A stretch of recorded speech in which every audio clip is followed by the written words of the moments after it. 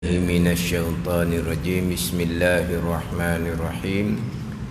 Alhamdulillahirabbil alamin wassalatu wassalamu ala sayyidil mursalin wa ala alihi washabbihi ajma'in. Rabbi syrah li sadri wa yassir li amri wahlul 'uqdatam min lisani yafqahu qawli.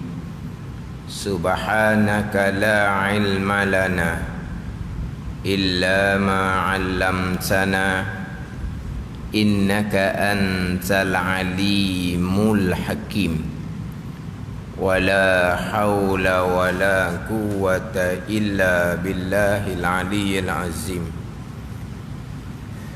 Kitab Penawar Bagi Hati, muka surat 41. Muka surat 41, baris yang ketujuh daripada bawah. Baris yang ketujuh daripada bawah. Qala al-muallifu rahimahullahu ta'ala wa nafa'ana bi'ulumihi amin. Dan yang kedua daripada dua perkara yang melepaskan diri daripada dosa dengki. Dan yang kedua daripada dua perkara yang melepaskan diri daripada dosa dengki. Bahawa engkau benci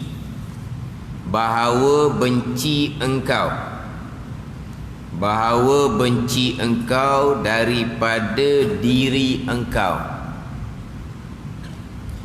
akan kasihnya, akan berkenan diri engkau hilang nikmat Allah Ta'ala daripada sekalian hamba Allah Subhanahu wa ta'ala.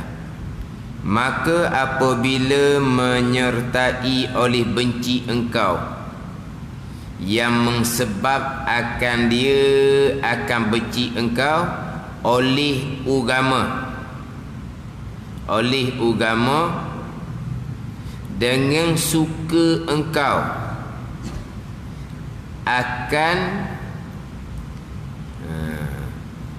maka apabila menyertai oleh benci engkau yang menyebabkan benci itu oleh agama, menyertai benci itu dengan suka engkau akan hilang nikmat yang menyebab akan dia akan suka engkau akan hilang nikmat itu oleh tabiat, oleh perangai manusia.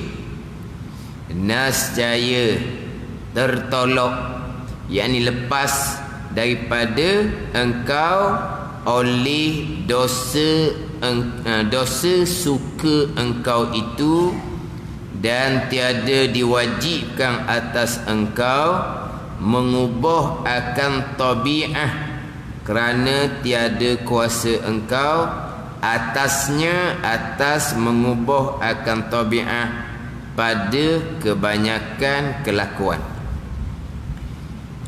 Dan yang kedua daripada dua perkara yang melepaskan diri daripada dosa dengki.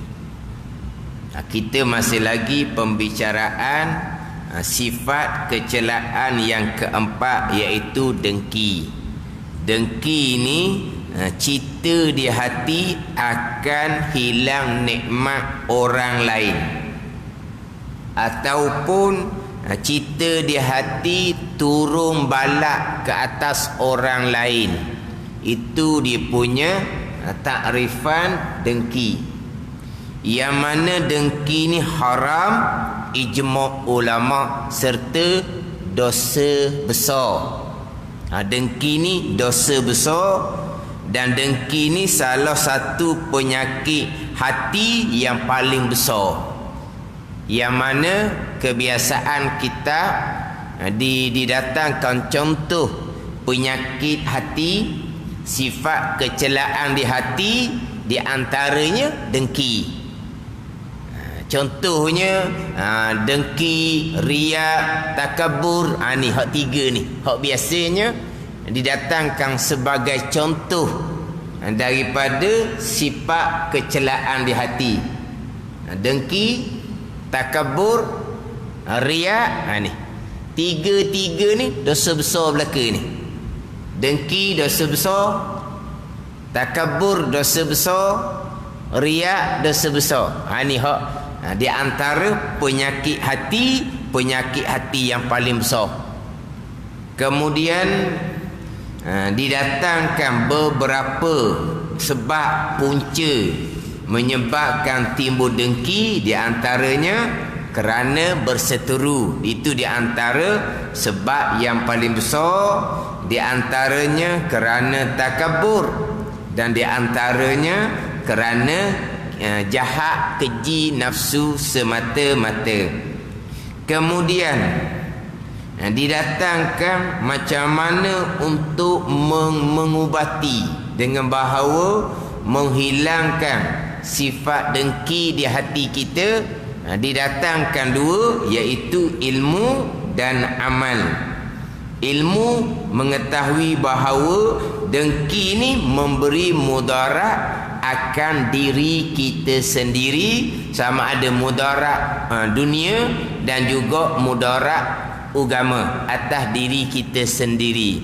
Mana mudarat dunia? Apabila kita dengki, maka hati kita sentiasa keluh kesah, sentiasa duka cita yang berpanjangan. Sebab orang yang kita dengki itu, supaya hilang nikmat tak hilang, bahkan terkadang nikmatnya bertambah-tambah. Maka hati kita sentiasa duduk dalam keadaan duka cita.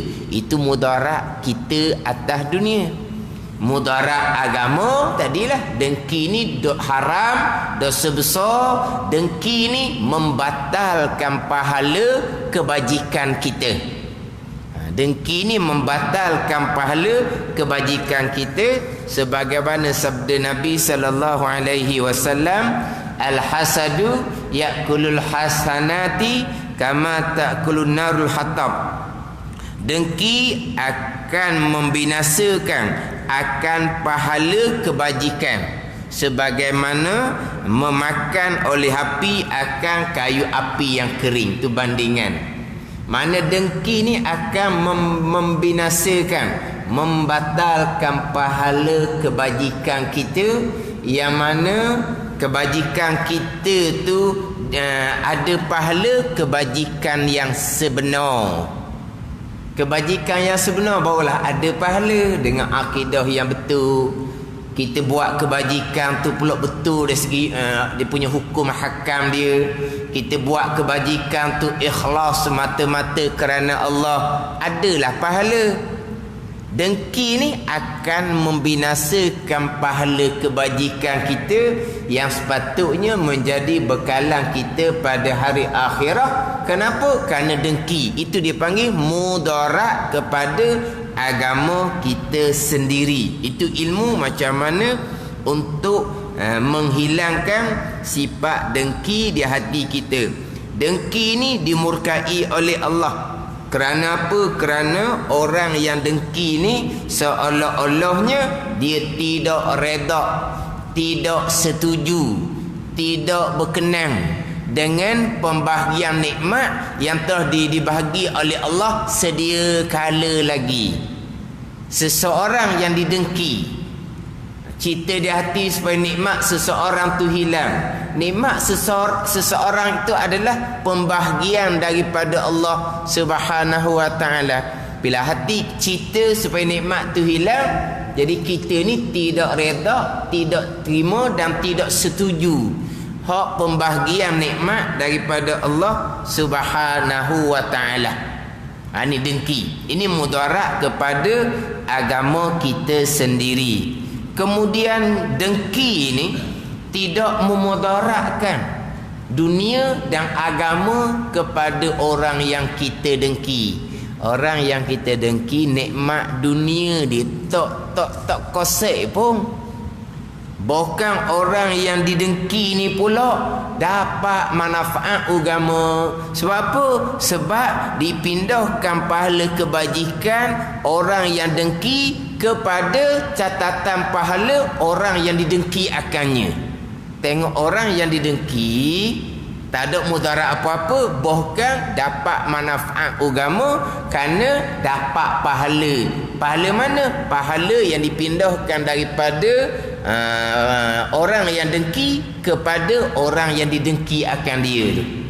Jadi orang yang didengki tak ada kena mudarat apa-apa, bahkan dapat kebajikan pula. Ini ilmu macam mana untuk perobat, untuk menghilangkan sifat dengki di hati kita. Kemudian didatangkan pula tabiat manusia.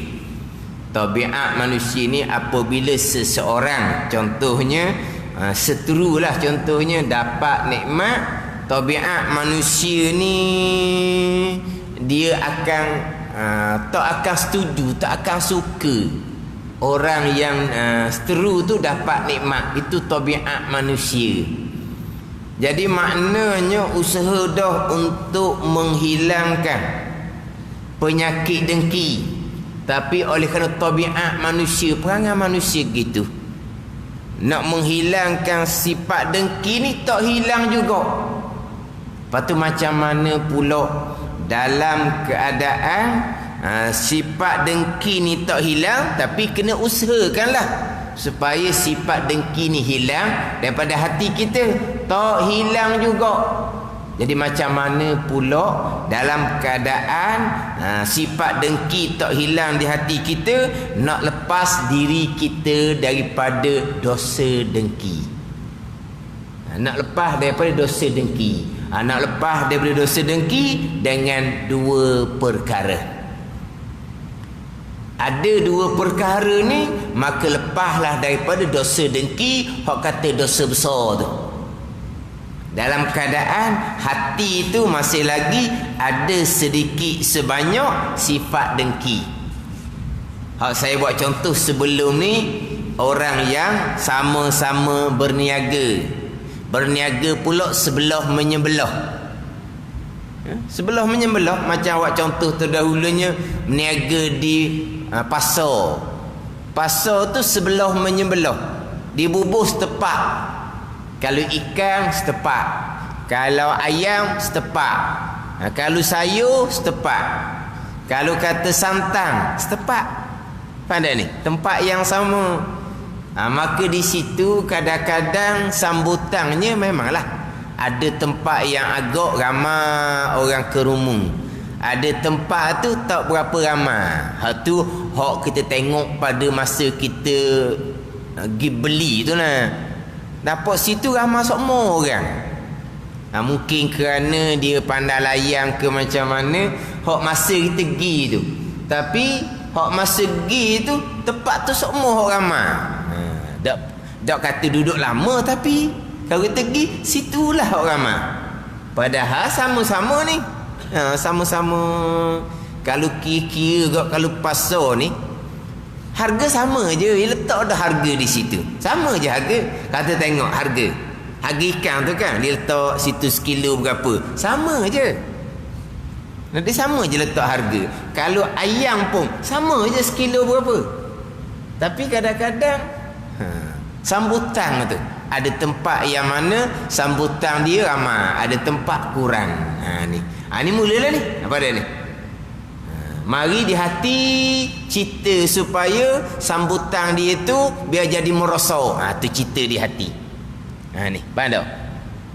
Tu tabiat manusia tu. Dia di antara punca dengki adalah berseteru. Dan di antara punca dengki juga adalah kerana bersaing. Punca dengkinya apa? Kerana kita takut lupa akan satu-satu maksud, satu-satu tujuan. Mana maksud tujuan kitanya? Nak dapat pelanggan.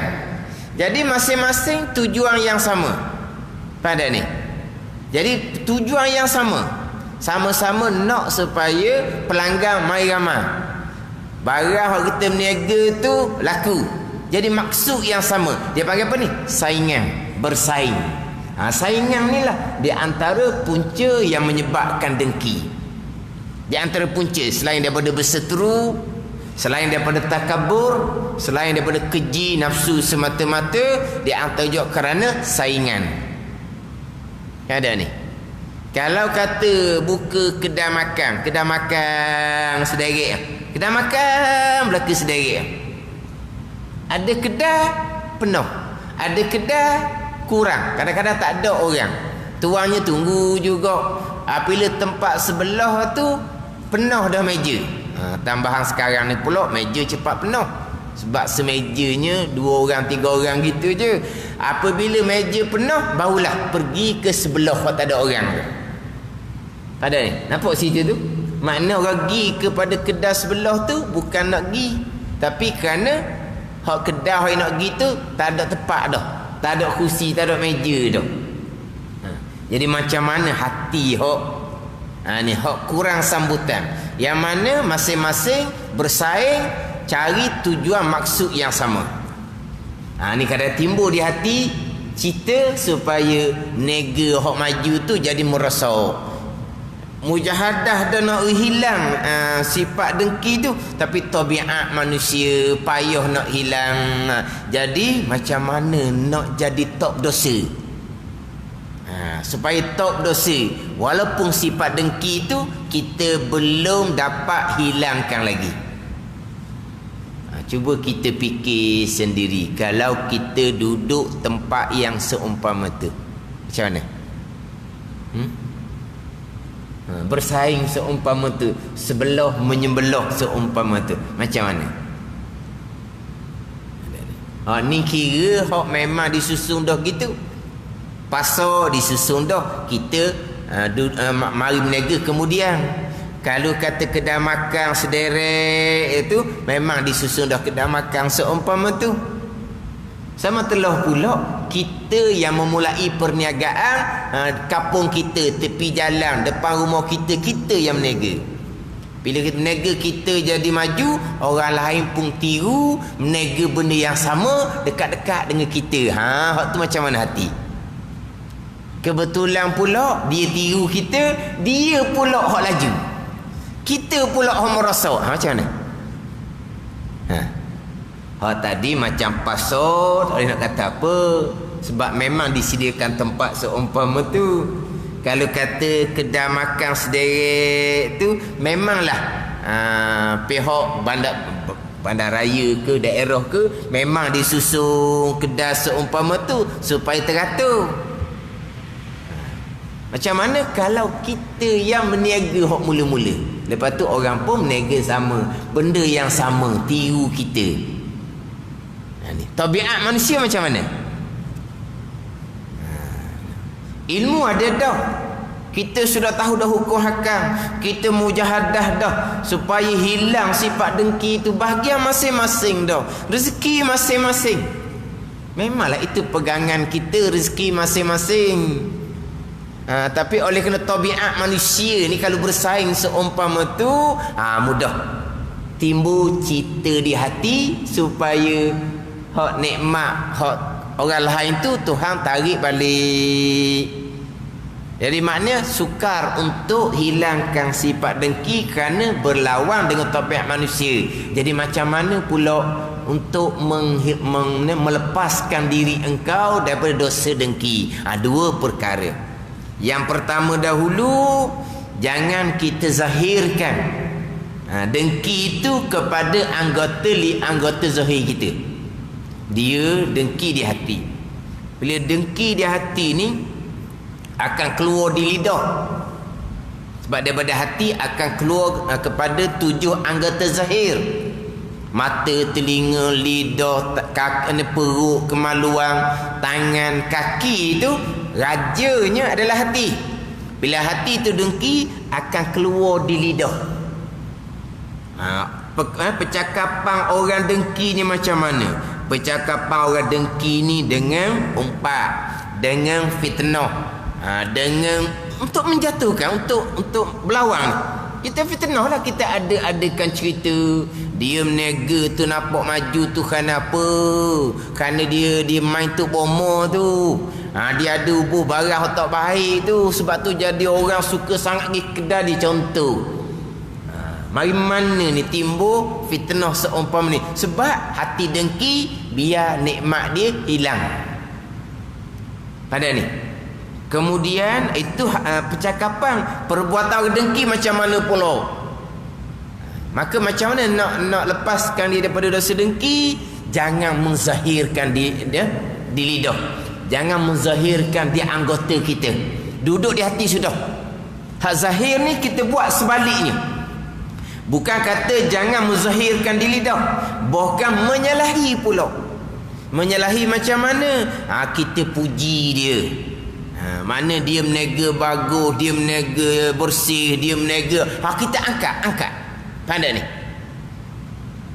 Orang dengki ni dia nak jatuh. Dia kerjaan dia tak bersih begitu begini, tu orang dengki. Menyalahi buat sebaliknya, puji. Pandai ni. Jangan menzahirkan hak di hati itu, di lidah, di perbuatan, bukan sebaliknya pula. Supaya apa? Supaya lepas kita daripada dosa dengki. Walaupun dalam hati ni ada cerita di hati ni, tapi jangan menzahirkan di anggota hak zahir kita. Jangan keluar sampai di anggota zahir, termasuk lidah dan anggota yang lain. Sebagaimana hak didatangkan dalam hadis Nabi sallallahu alaihi wasallam, hak Nabi kata, wa iza hasatta fala tabghi. Dan apabila dengki engkau,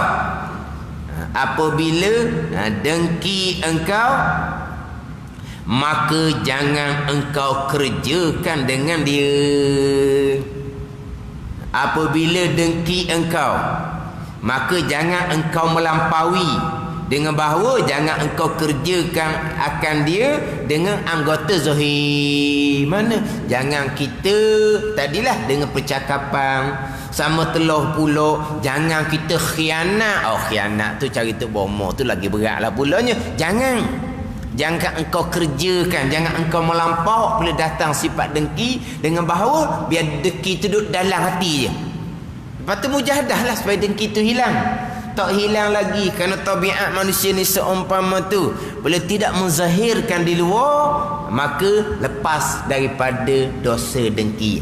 Tu hak satu daripada dua perkara. Ni hak yang kedua ni pula. Bukan setakat kita tidak menzahirkan hak dengki di hati dengan lidah ataupun anggota zahir yang lain. Hak yang keduanya, bahawa engkau benci, bahawa benci engkau daripada diri engkau, akan kasihnya, akan berkenangnya diri engkau hilang nikmat Allah Ta'ala daripada sekalian hambanya. Bukan setakat kita tidak menzahirkan di anggota lidah contohnya, bukan kita kena benci. Kita kena benci kepada diri kita yang kasih, yang berkenan supaya hilang nikmat daripada sekalian hambanya, hamba Allah Subhanahu wa Ta'ala. Kita benci hati kita seumpama tu. Kenapa kita nak dengki? Itu semua adalah bahagian masing-masing yang telah ditetapkan oleh Allah. Tapi nak hilang kasih di hati, suka di hati. Tadilah orang menega bersaing menega tu, macam mana kalau menega dia merosot? Bagaimana? Sukalah hati kita. Kalau kita katalah dia menega maju, tiba-tiba dia jatuh sakit, sukalah kitanya sebab dia tak menega, kedai dia tak buka. Orang mari tengok-tengok kedai dia tutup, mari kedai mana dia masuk? Kedai kita. Mari di hati, biar dia sakit lama-lama sikit. Gimana? Ha? Yelah kalau tidak lambat habis. Apabila hak saingan tu tak mari kerana ada keuzuran contohnya, tengok kemas dah, balik dah, habis cepat hari ni. Kenapa habis cepat? Hak sebelah tak buka, dia sakit. Oh, molek kalau dia sakit panjang sikit. Tengok. Gimana? Ni tabiat ni. Lepas tu kata kalau cuba kita fikir duduk tepat seumpama tu. Gimana kamu? Duduk tepat seumpama tu, gimana keadaan hati kita? Dia ada, kita kurang. Dia uzur tak mari meniaga, kita cepat habis barang. Hati kita mari ke mana pula? Kenang tak hati kita kalau dia lama sikit tak buka kedai? Mana apa? Lama sikit lah. Dia sakit contohnya. Berkenang ke tak? Berkenang lah. Kenapa? Sebab dia tak mahu nega hutang kita. Ni. Apa sini? Mana? Kena benci akan diri kita tu. Kenapa kita seumpama tu? Berkenang kasih hilang nikmat. Daripada sekalian hamba Allah Subhanahu wa ta'ala berkenang pula. Sekalian hamba Allah ni diturunkan bala. Sakit tu bala lah. Ni hak duk diam ni. Hak tak ada buat apa-apa ni. Tapi kalaulah dia khianat tu dak cerita dak tu. Tu habis-habis dak tu. Dah sebesar dengki. Khianat dah sebesar dengan anak Adam. Khianat pula cari tuk bomo. Tu buat kerja yang boleh membabitkan kesyirikan. Tu habis tu. Pada ni. Sekarang di hati tu masih lagi ada cita hilang nikmat. Tapi tidak zahirkan dengki tu di anggota lidah kita contohnya. Hati yang pertama, hak ni bukan setakat tidak zahirkan di lidah, tidak zahirkan di anggota yang lain. Kita tak buat apa-apa pun, bahkan kita kena benci akan diri kita, yang mana diri kita tu kasih berkenang hilang nikmat Allah Ta'ala daripada sekalian hambanya, hamba Allah Subhanahu wa Ta'ala. Mana kita benci akan hati kita yang seumpama tu. Ni yang kedua. Hak yang pertama, tidak menzahirkan sahaja. Deki duduk di hati, tidak menzahirkan di anggota lidah dan anggota zahir yang lain. Yang kedua ni pula, benci engkau daripada diri engkau tu. Akan kasihnya, akan berkenangnya diri engkau tu hilang nikmat Allah Ta'ala daripada sekalian hambanya, hamba Allah. Kenapalah hati kita jadi seumpama tu? Berkenang di hati biarlah saudara kita hok nega maju tu biar jadi tok maju. Turun bala, sakit pula, suka kita dengar. Kenapa hati seumpama tu? Kena tanamkan kebencian kita ke diri kita sendiri. Yang ada di hati hak cita yang seumpama tu. Ini untuk melepaskan diri kita daripada dosa dengki, hak dosa besar tu. Dua perkara. Yang mana dua perkara ni, dia salah satu daripada dua lah. Salah satu daripada dua.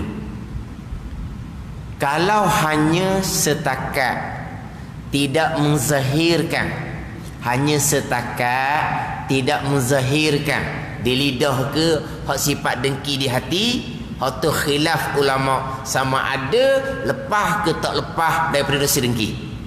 Tapi kita ni pilih kata lepas lah, tak kenalah dosa dengki. Hak yang kedua, dia benci akan dirinya, akan hatinya yang cita hilang nikmat seumpama tu. Hak yang kedua ni lah, hak ni lepas daripada dosa dengki, hak tak ada khilaf. Mana hak dengki yang mana dicatatkan dosa besar, yang tak ada khilaf adalah hati dengki serta berperanan pula dengan anggota zahir yang lain. Hati dengki, lidah berperanan. Hati dengki, anggota zahir lain berperanan. Itu tak ada khilaf, itu berdosa. Ada ni, dia 3 keadaan. Orang dengki ni ada 3 keadaan. Yang tak ada khilaf, orang ni akan dicatatkan dosa besar dengki adalah dia dengki serta diikuti dengki dia tu dengan anggota zahir. Ada ni, itu tak ada khilaf, itu berdosa, dosa besar. Yang kedua, hati dengki, tetapi dia setakat di hati je. Anggota zahir tidak berperanan. Pandai ni, perkara yang pertama tu, anggota zahir tidak berperanan. Bukan anggota zahir menyalahi pula. Lidah orang dengki dengan fitnah, dengan nak menjatuhkan, dia menyalahi dengan bahu lidah tu memuji pula, kempen pula supaya orang yang didengki tu menega jadi kehoraman mari. Tu. Hak yang kedua ni, dengki ada di hati tetapi tidak menzahirkan di anggota lidah. Contohnya, hak ni khilaf ulama. Dicatatkan dosa dengki ataupun tidak. Tapi kita ni lepas ada dosa dengki hak pertama tu. Tetapi kalaulah anggota zahir pun tidak dia tidak menzahirkan dia anggota zahir, hak dengki di hati, serta dia benci pula akan dirinya yang ada sifat dengki. Hak inilah yang tidak ada khilaf ulama, orang ni lepas daripada dosa. Hak duk perkara yang kedua ni. Duk perkara yang kedua ni, hak ni tak ada khilaf, dimaafkan. Tak mana lepaslah daripada dosa dengki. Ada ni. Kalau duduk yang perkara yang pertama tu, dengki di hati tetapi tidak menzahirkan dengan lidah ke apa semua, khilaf ulama sama ada lepas ke tak lepas daripada dosa dengki. Kita pilih lepas dari dosa dengki, hak perkara yang pertama. Kemudian bukan setakat dia tidak menzahirkan, bahkan dia benci akan dirinya, akan berkenan hati dihilang nikmat. Dia benci pula hati dia seumpama tu. Kalau duduk tahap yang kedua ni, maka inilah tak ada khilaf ulama, orang ni lepas daripada dosa dengki, dimaafkan. Mujahadah untuk hilangkan sifat dengki masih lagi mari semacam hati ni. Kadang-kadang mari, kadang-kadang hilang. Bayangkan macam tadilah, macam hak bersaing tadi tu. Bersaing untuk naik pangkat, bersaing untuk dikasihi, disukai oleh orang-orang atasan. Tu ia berlakulah tu. Ada ni bersaing. Ini hak saingan berlaku ni. Maknanya timbul di hati dengki, tidak dizahirkan dengan anggota lidah, serta hati engkau benci pula akan diri engkau, akan kasihnya hilang nikmat Allah daripada sekalian hamba. Kalau duduk yang kedua ni, maka lepas daripada dosa dengki, dimaafkan daripada dosa dengki, tak ada khilaf ni. Pada ni. Sebab apa? Sebab benci akan diri sendiri yang berkenan hilang nikmat Allah Ta'ala daripada sekalian hambanya, hamba Allah Subhanahu wa Ta'ala. Jadi kalau ada dua-dua ni, barulah lepas dia dosa dengki, dimaafkan, hak tak ada khilaf. Maka apabila menyertai oleh benci engkau, oleh benci engkau tu, oleh benci engkau, benci engkau daripada diri engkau tu lah, yang berkenan di hati hilang nikmat tu, yang sebab akan dia, yang jadi timbul kita ni benci akan diri kita ni, sebabnya apa? Oleh agama. Oleh agama. Ilmu kita ada dah. Deki ni dosa besar. Deki ni kita tidak terima pembahagian nikmat daripada Allah. Jadi mari juga deki di hati kita benci akan diri kita. Benci diri kita ni mari mana ni? Yang mensebabkan akan dia, yang jadi timbul benci di hati ni akan diri kita kerana kasih akan hilang nikmat Allah Ta'ala daripada sekalian hamba ni, yang mensebabkan dia oleh agama. Kerana agama lah. Dan mujahadah dah supaya sifat dengki itu hilang.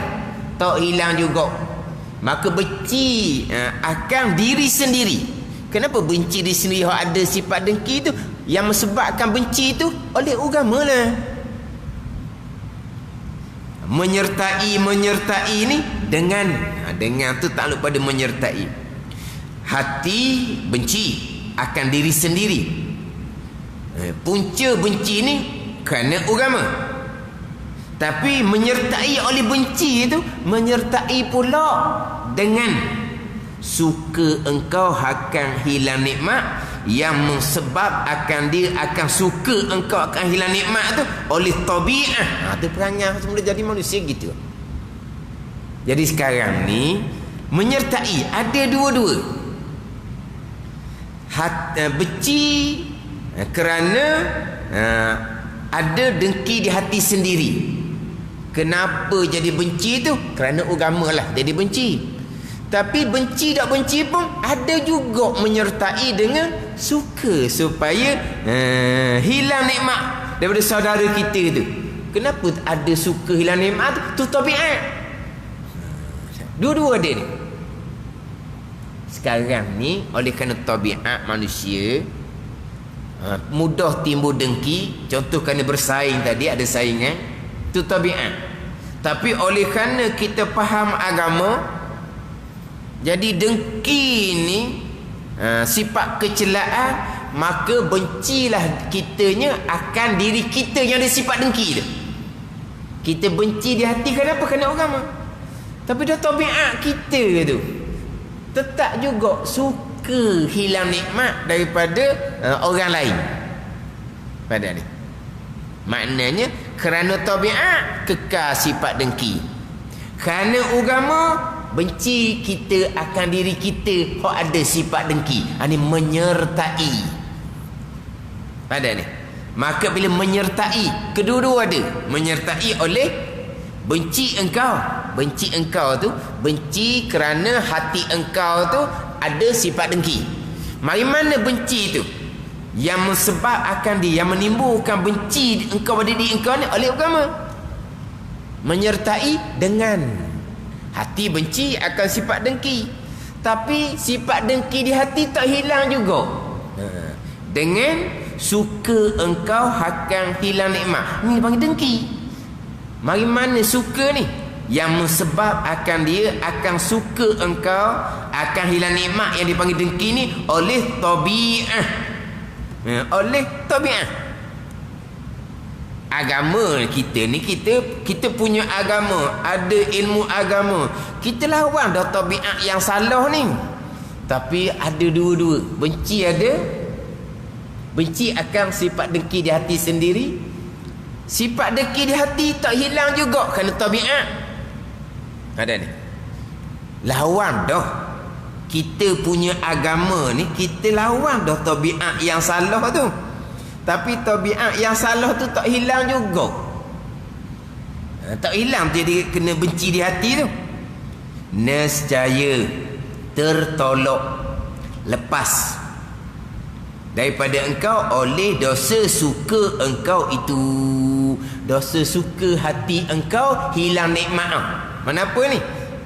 Tertolak daripada engkau oleh dosa dengki. Maksud gitulah. Oleh dosa suka engkau itu. Suka engkau apa? Suka engkau, cita hati engkau supaya hilang nikmat orang lain. Itu dipanggil dengki. Suka engkau. Suka engkau mana? Suka engkau akan hilang nikmat. Kita benci di hati kita nakkan dengki, tapi suka. Tadi kalau menega dia jadi merosak, kita suka. Dia kena balak, dia jadi sakit dalam menega, hati suka. Ada ni. Mana apa ni? Mana hati tu masih lagi ada sifat dengki. Tetapi kita benci akan diri kita yang ada sifat dengki tu. Nescaya tertolak, nescaya lepas daripada engkau oleh dosa suka engkau itu, oleh dosa dengki engkau itu. Ni hak tak ada khilaf. Lepas dia dosa, jikalau benci di hati akan diri sendiri yang ada sifat dengki. Mana? Tapi kukuk mana pun antara agama dengan tabiat tu, kita kena lawan lah tabiat tu. Tapi tabiat semula jadi manusia ni gitulah. Tambahan pula hati kita ni berbolak balik. Ujian Tuhan pula. Alah, berpanjangan ujian Tuhan ni. Cuba kita fikir balik, kita duduk. Kalau kita duduk dekat tokek hak menega, hak duduk di meja dia, meja kira duit tu lah. Bukan kira duit pun, duduk congok di meja. Dia pun tengok sebelah tu, oh duit masuk sok modal lah. Laci dia panggil. Laci dia panggil tau. Hak bawah meja tu lah. Bukan tu. Tak ada bawah meja gitu. Hak meseng tu. Hak dia tu duit, lepas tu keluar, lepas tu masuk duit, lepas tu masuk semula apa panggil tu? Hak meseng kira tu lah. Hak sebelah tu meseng kira dia bunyi sama. Kan dia bunyi benda tu kan? Tak bunyi. Tarik keluar, masuk duit, lepas tu tutup semula. Bunyi tau. Bunyi tu. Lepas tu hak duduk meja sebelah tu tak gerak pun. Hak meseng kira duit tu. Harun hati. Harun tu tabiat tu macam mana? Hak ni kena mujahadah sungguh. Pada ni. Tapi agama Allah Ta'ala ni, kalaulah agak sukar. Sebab apa? Sebab cubaan yang seumpama tu, ada pula jalan nak lepas daripada dosa. Sebab apa? La yukallifullahu nafsan illa wus'aha. Tidak akan diberati akan seorang malaikat hak mampu diusahakannya. Mampu tak kita kalau duduk seumpama tu? Macam mana? Mampu? Dia pula, dah dia tu agak maju. Dia kata macam-macam pula. Kita duduk sindir macam-macam pula dah.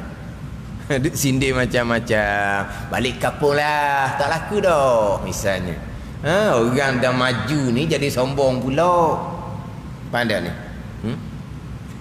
Kadang-kadang kesombongan orang itulah yang bertambah besar lagi godaan kepada sebelah ni pula untuk menghilangkan sifat dengki. Dah dia dapat nikmat, kemudian dia sombong pula dah. Kita ni dalam keadaan memanglah hati tu benci dah diri sendiri yang ada sifat dengki di hati tu. Dia jadi sombong gitu pula. Ni kau besar ujian ni. Tak capung tabiat manusia pula ni. Kita ni manusia biasa. Kita orang awam, bukan orang yang hati suci. Bukan kata hati nurani rohani tu bersih licin minyak, bukan. Kita banyak dosa zahir pun banyak, dosa batin pun banyak. Nak kawal dosa dengki ni, nak kawal ni. Jadi dengan tabiat, dengan ujian yang berpanjang seumpama tu, jadi macam mana nak lepas diri kita dari dosa dengki? Ni. Nak lepasnya, kita benci akan diri kita sendiri yang kasih hilang nikmat daripada orang lain. Tu. Tapi menyertai ni, hati benci akan sifat dengki di diri sendiri. Tetapi sifat dengki di hati tu kekal, kerana tabiat manusia gitu. Tetapi kalau hati tu benci akan diri sendiri yang ada sifat dengki, maka lepaslah daripada dosa dengki. Hak anggota lidah tak berperanan walaupun hati dengki. Anggota-anggota tubuh yang lain tidak berperanan walaupun hati dengki. Tambah selapis laginya, perkara yang kedua, benci di hati akan diri sendiri yang ada sifat dengki tu. Maka lepaslah daripada dosa dengki. Ini ittifaq ulama, tak ada khilaf. Tapi masih lagi menyertai dengan dengki yang berpunca daripada tabiat manusia.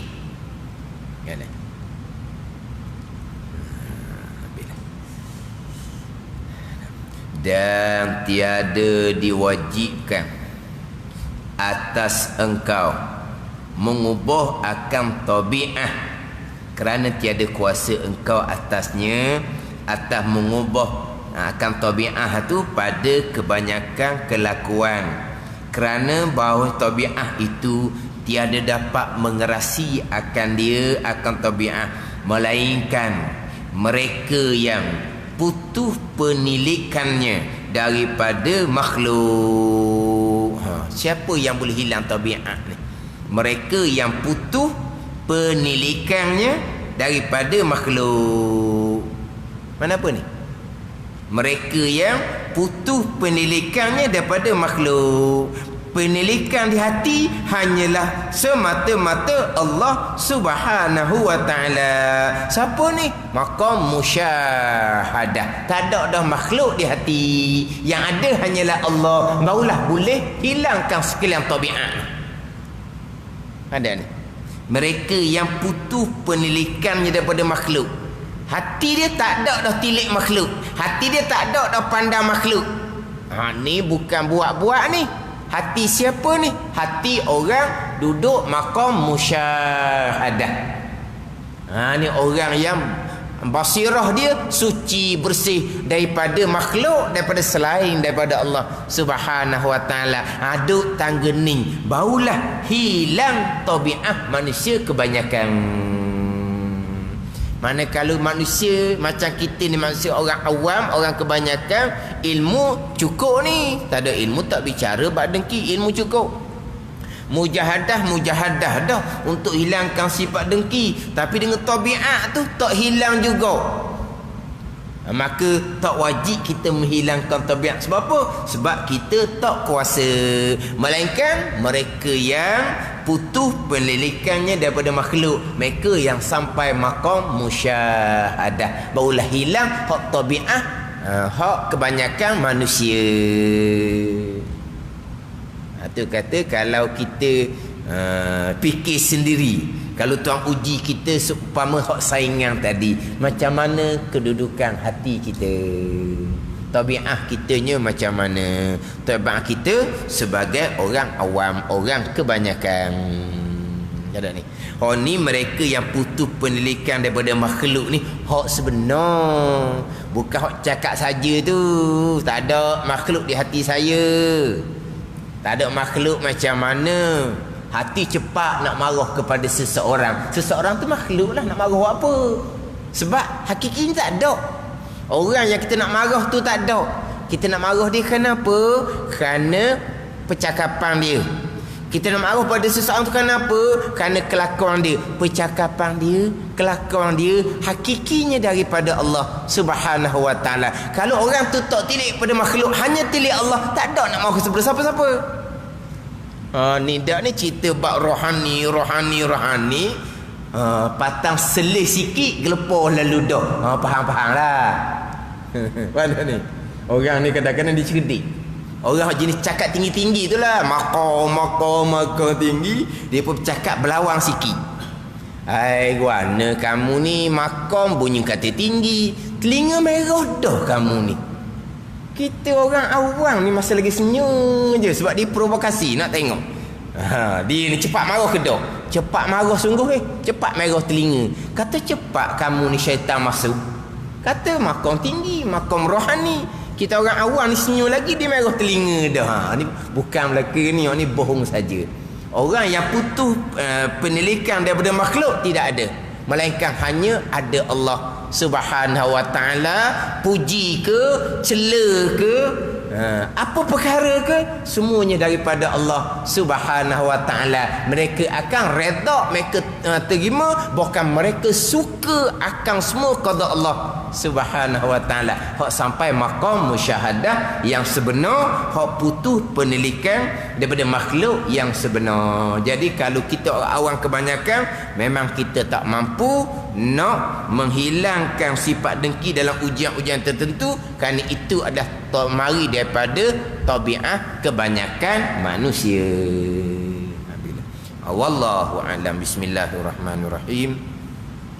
Alhamdulillahirabbil alamin wassalatu wassalamu ala sayyidil mursalin wa ala alihi wa sahbihi ajma'in. Allahumma iftah alaina futuhal arifin, Allahumma allimna ilma akdamin wa fahimna famasabikin warzuqna ruqat talibin. Allahumma zidna ilma wa alhiqna bis salihin. Wa sallallahu ala sayyidina Muhammadin wa ala alihi wa sahbihi wa sallam. Walhamdulillahi rabbil alamin.